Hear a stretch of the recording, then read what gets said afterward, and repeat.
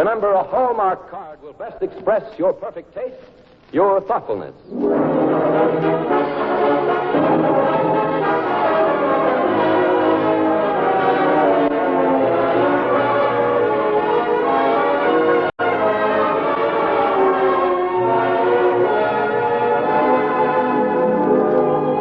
Good evening, this is Jay Jackson. From the heart of New York's glittering Broadway, the makers of Hallmark greeting cards bring you a remarkable story. A story of two people who found a treasure. It was a curious treasure. Money couldn't buy it, and a man couldn't spend it. But it glittered in the desert sand like new gold. And Sally Lippincott knew she would never find it anywhere else in the world. You'll hear Sally, played by a talented young actress who recently came from radio's own ranks, and is today one of Hollywood's busiest and newest stars, Anne Rutherford.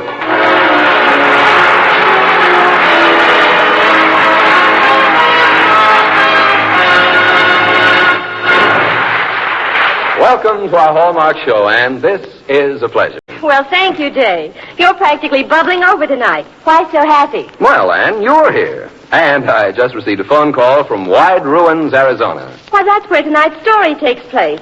Who was it that called? The folks who are still living the story, Sally and Bill Lippincott. They wanted us to know that they are listening, along with Jimmy. The little Navajo boy. Right, Anne. We'll get to know them all very well before we leave the air tonight. And there's something else we want you to know tonight, Anne. It concerns greeting cards. Oh, you mean how to make sure of getting the finest greeting cards? That's right. I know the answer to that. Just turn the card over and look on the back for those 3 words, a Hallmark card. Good for you, Anne. Those are the 3 words that tell your friends you cared enough to send the very best. Now, ladies and gentlemen, the dry desert wind is blowing across our scene. A little Navajo boy is waiting with the wisdom and patience of his race, and you're about to live a true adventure you will never forget. The makers of Hallmark greeting cards bring you on the Reader's Digest radio edition a dramatization of that wonderful story of real life, Spin the Silver Dollar, starring Anne Rutherford.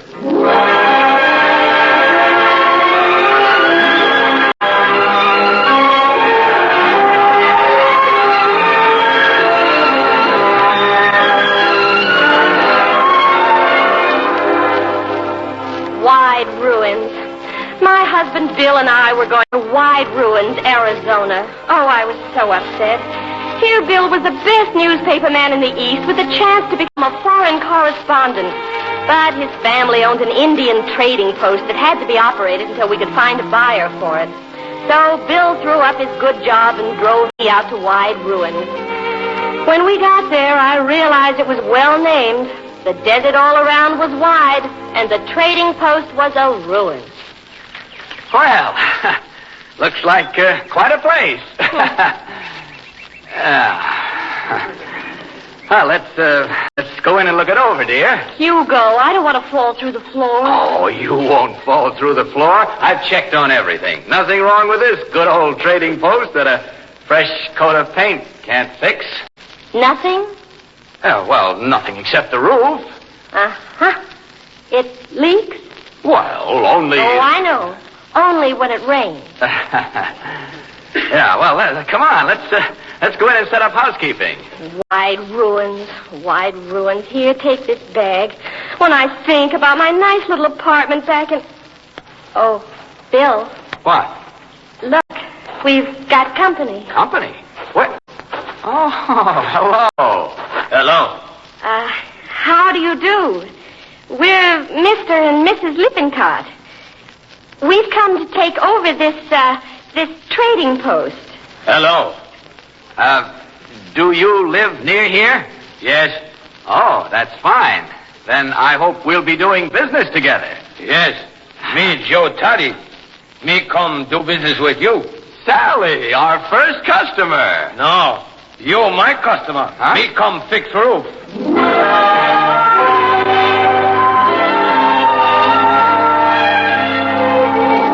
That was our introduction to life among the Navajos. They were curiously calm people.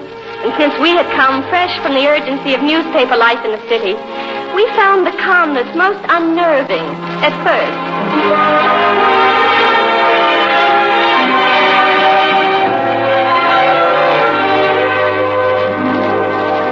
Me pay. next week. Well, that's all right. What's your name? I said, tell me your name so that I can charge this flour to you. Sally, you never ask a Navajo his name directly. No? No. They don't like that. They won't answer you. Oh.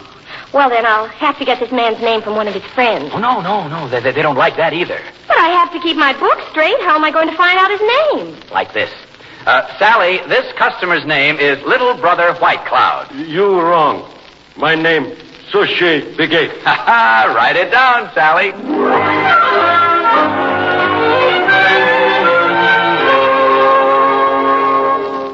Me, we rug. You want buy? Well, we buy rugs. Let's unroll it and see. There. Oh, there's lettering on it. It says, hello. But where's the O? No room for O.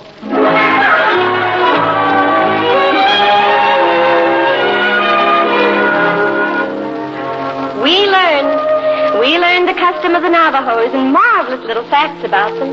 Did you know that if you offer a cigarette to an Indian, you must offer it upright because he's antagonized by any gesture that seems to point at him? But of course, the most important thing we learned was that they derived their whole nature, their philosophy, even their complexion from the desert around them. It's woven into their rugs and it runs through all their speech. I guess that little Jimmy was the one who finally made me realize this. Little Jimmy first came to the trading post with Joe Toddy, his father. Me come fix roof now. Well, I should think you would, Joe. You've left us without a roof for almost a week. Only rain 2 times. Bill? Huh? Who left these drawings on the front steps? Drawings? I don't know, Sally. Oh, those Jimmy's. Jimmy's? Jimmy, my boy. There he is. Where? Oh, there in the doorway. Well, hello, little boy. Oh, he ran away. Yep, him never stay. And he drew these pictures? Oh, they're wonderful. Look, Bill, see those trees. Hey, those are magnificent. Joe, how old is your boy? Him 8. Did he ever try painting? No. Say, Bill, we have a paint set in stock and some paper for watercolors. Well, let's give it to the boy. Now, here are the prints.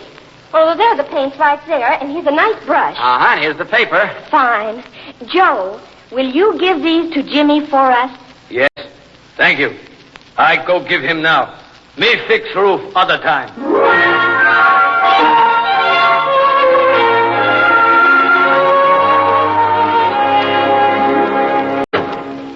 Sally, where are you, Sally? Oh, I'm not sure, Bill, but I think it's me under these bites. Ooh. That's what I wanted to talk about, Sally. Something's got to be done. Well, we've sent for the insecticide. Yes, I know, and we've waited 3 weeks. The postal service here is as slow as Joe Toddy. So? So I'm going to make an insecticide of my own. Oh, no, you're not. Sally, I've got to. Look, we've got a chance to sell Wide Ruins. Fellow named Crawford called from Tucson just now. He's coming to look the place over tomorrow. Bill, that's wonderful. Well, sure it is, but he'll never buy the place if he gets eaten alive while he's inspecting it. He's an Easterner. Says he wants peace. Well, there's no more peaceful place than... Oh. What's the matter? Why, I never realized until I said it how peaceful Wide Ruins is. Yeah. Yes, it is peaceful. Yeah, well, that's neither here nor there. We've got to get rid of these insects before Crawford gets here. I'm going to make insecticide right now.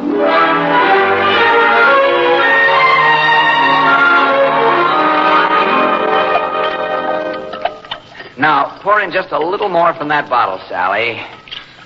How long do you have to stir that mess before it becomes insecticide? If it becomes insecticide. If it becomes insecticide. I don't know. Maybe forever.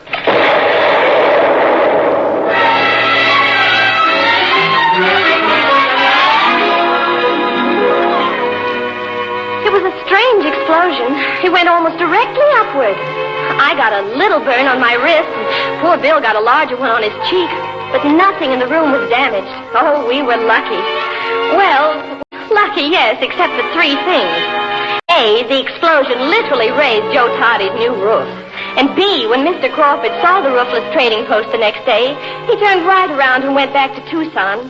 And C, Joe Toddy refused to repair the roof this time. Me no go near trading post. But why not, Joe? Big blow up. Evil spirits mad at your house. Oh, that's foolish, Joe. Maybe foolish, but you see how foolish when no Indian go to trading post.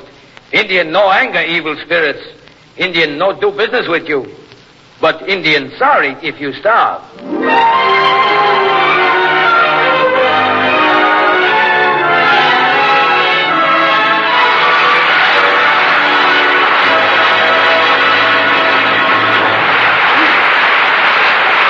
In a moment, we'll continue with the second act of tonight's story from the pages of the Reader's Digest, America's favorite magazine, presented to you by the makers of Hallmark Cards, America's favorite greeting cards. First, however, a little story with a lot of meaning. One day, in one of the London coffee houses that served as meeting places for the famous during the past century, a group of men were gathered in friendly discussion.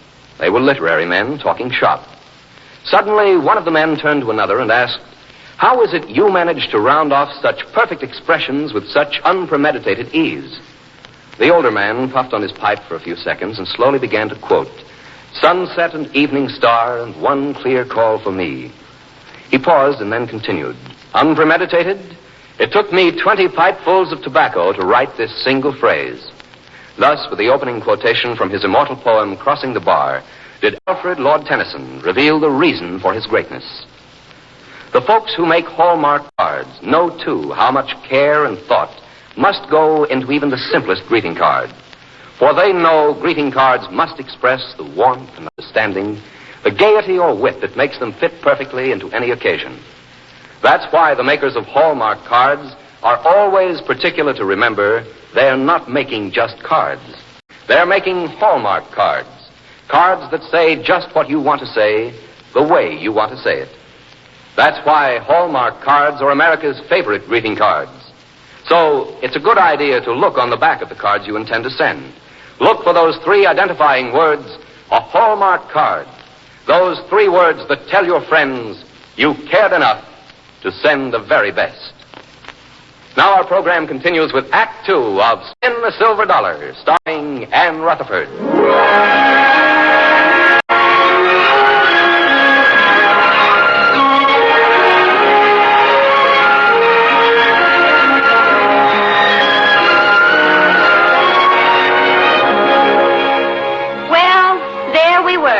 A pretty problem that no grocer I ever heard of had to face. What do you do when you're going rapidly into bankruptcy because your customers think the evil spirits have an evil eye on your store? Bill and I called in the medicine man. Oh, Lukai Chukai, his name was. A wrinkled old man with humorous eyes. Anazazis angry with you.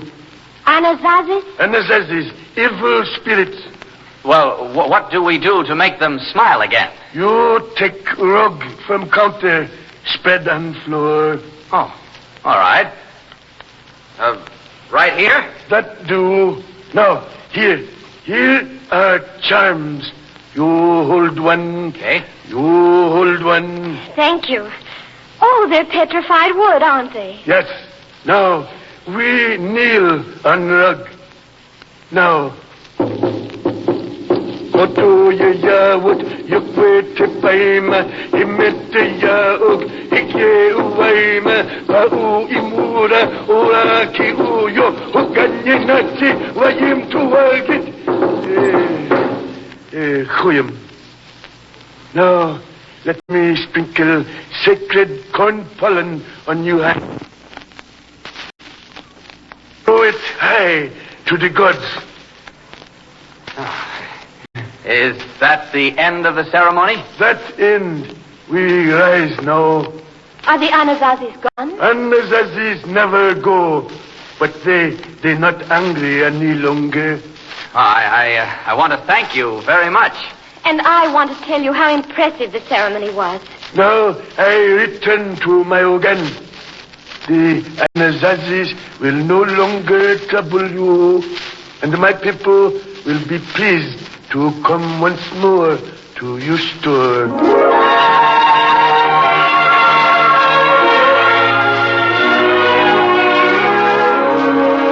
That was our introduction to Navajo ceremonies. We were to take part in many other ceremonies while we were at Wide Ruins. The most interesting, to me at any rate, because I'm a woman, was one that I learned about through Jimmy. You see, all this time, Jimmy kept coming to the trading post. And after he had silently handed me another picture, he never stayed longer than 1 shy second, and he never spoke. Not with his tongue, but with his pictures he was eloquent. In beautiful pastels, he pictured the desert and the animals in which he seemed most interested, but never a human being, until one day... The picture that he left was a young girl before an Indian hogan, lying on a mat with her head toward the east. Underneath, he had scrawled, "My sister, Mary." I was interested, so I went to see his sister. Hello. Hello. You're Jimmy's sister, aren't you? Yes. I'm very happy to meet you, Mary. Thank you. Jimmy painted a picture of you. I'm glad. Would you like to see it? Thank you. Oh, it's a very good picture. As good as many in our art galleries at home. It's beautiful. But, you see, it made me wonder. And that's why I came to see you. Do you always sleep outside the hogan? Oh, no. This part of ceremony of becoming into womanhood. Oh, I don't know anything about that. It's ceremony our people hold for every young girl at time of coming into womanhood. It is held in hope that girl may become all that woman can be. A bearer of children? Yes, but more than that, our people believe that woman is the way her eyes look out of her mind. Oh, Mary, that's a very beautiful idea, and a true one.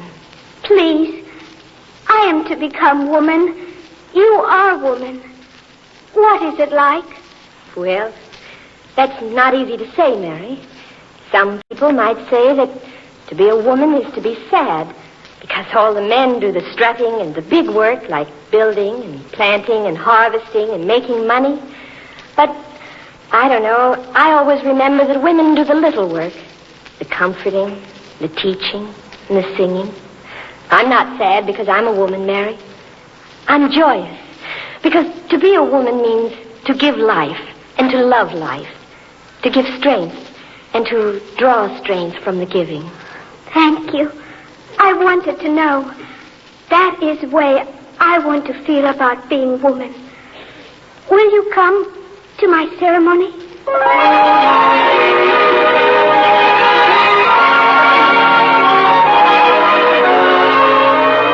And so I went to the ceremony marking Mary's coming into womanhood.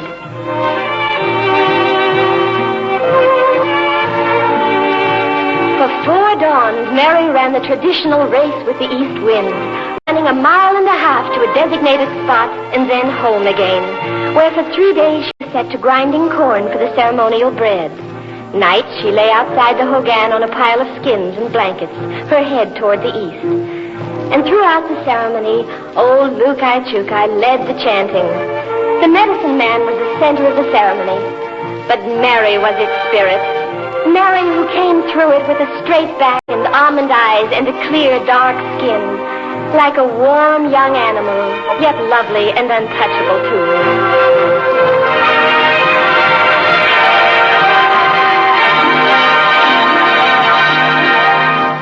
Mary was a woman now.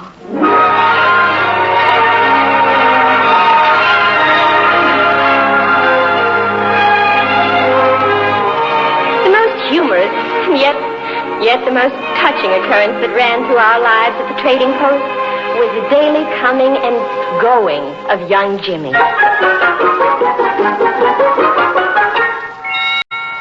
He would always leave a picture he had painted, but he never talked. We literally never heard his voice. Oh, we kept his pictures, and finally we sold a few of the best of them. And when he came the next day... Jimmy, we've sold some of your pictures. Some man in the city paid money for your pictures, Jimmy. Now, try again, Sally. We will have a great deal of money for you in a few days, Jimmy. I suppose he ran home to tell them the good news. I'm going to hear his voice, Bill. I doubt that, Sally. No, you watch. When we give him the money, I'm going to tell him he can buy anything in the whole store. Oh? Now, he'll have to tell us what he wants. You wait. Wait until the money comes. He'll have to speak.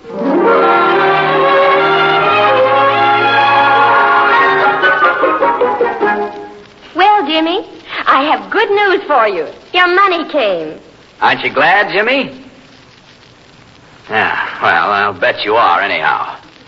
Look, Jimmy, you can buy anything you want in this entire store. What would you like? No, it won't do you any good to point. You'll have to tell us what you want. All right, now give him time, Bill. Okay. That's it, Jimmy. Go ahead, look everything over. See anything you like? Hey, you can't take it. You've got to ask for it. Jimmy, come back. Oh, come on, Jimmy. Come back.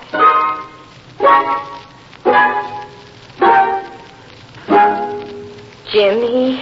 Oh, Jimmy. You don't have to talk if you don't want to. Oh, I'm sorry we treated you this way. Here. It was this water pistol you wanted, wasn't it? Here it is. Well, he doesn't even say thank you. He feels thank you, don't you, Jimmy?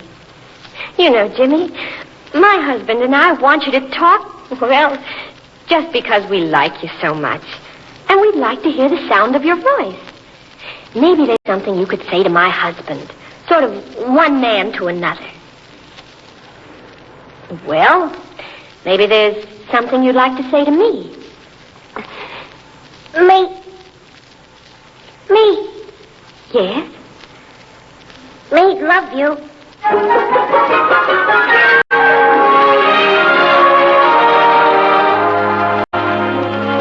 And so it went, day after day. There was a charm in our life at Wide Ruins, and there was a pulse beat about the place, as there is everywhere. Only at Wide Ruins, the pulse beat was slow and steady and strong. Bill and I almost forgot that we were there to sell the trading posts. But then one day the door opened. Well, Bill and Sally Lippincott. Joe Baxter. That's right. Well. This is Ed Roberts. Howdy do. How do you do? I've been on vacation. I've come 100 miles out of my way to bring you two people back to New York. Bill, that job in Europe you wanted is yours. Oh, Joe, we'd love to go, but we can't. Nonsense. You're here because the post couldn't be sold, aren't you? Well, I brought a buyer with me. What? It's a fact. What do you say, Ed? Well, I'm not sure yet, but this certainly looks like what I want. Ed wants to get away from it all. Oh, well, then you'll like it here, Mr. Roberts. Oh, yes, this is the place for you, then. Have you ever watched a desert sunset? No, you'll have to learn the ways of the Indians. You'll have to let them teach you. Oh, yes. You'll start out by being patient with them, being patronizing.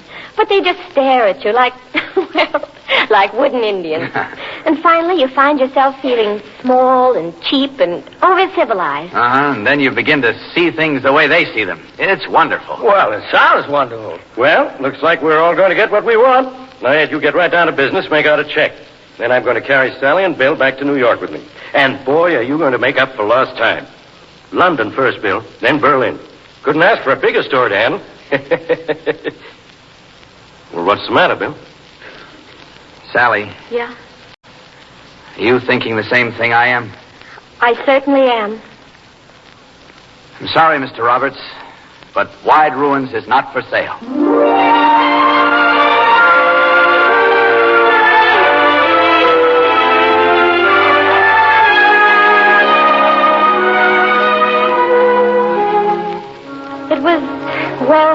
It was just a feeling we had.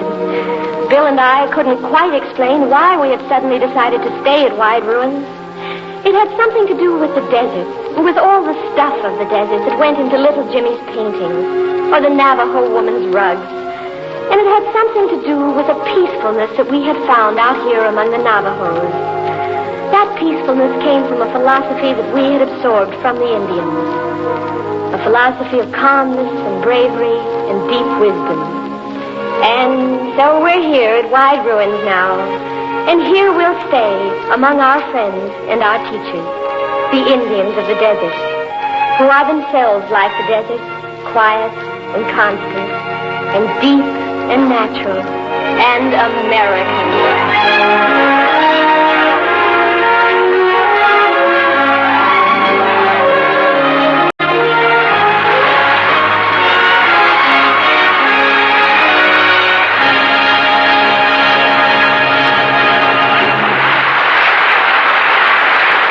Wonderful Ann Rutherford, thank you. Ladies and gentlemen, Ann Rutherford will return in just a moment.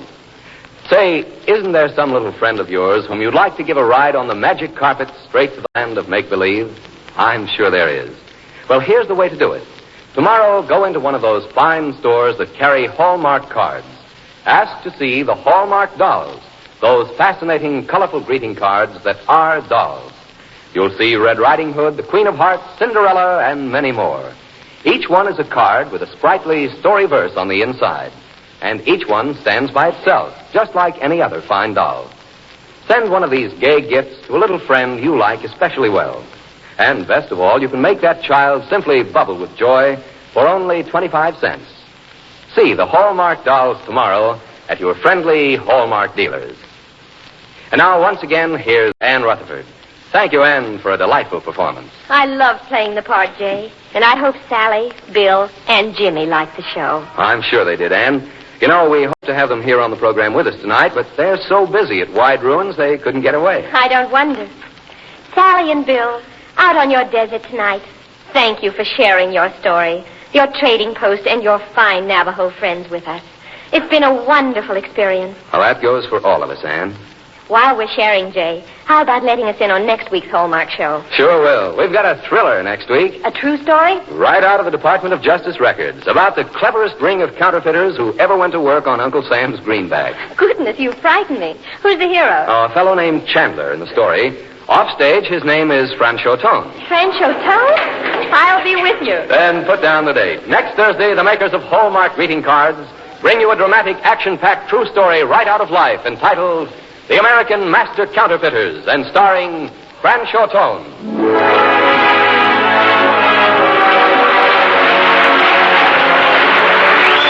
Ann Rutherford will soon be seeing Warner Brothers' production of The Adventures of Don Juan, starring Errol Flynn. In tonight's story, Ann Rutherford was supported by Clayton Collier in the role of Bill. Spin a Silver Dollar was dramatized by Robert Sanadella. It is a true story based on a book of the same title by Alberta Hannum, as condensed in the Reader's Digest, America's favorite magazine. The Hallmark program was directed by Mark Loeb, with music especially composed by Jack Miller. Hallmark cards are sold only in stores that have been carefully selected to give you expert and friendly service. Remember Hallmark cards when you care enough to send the very best.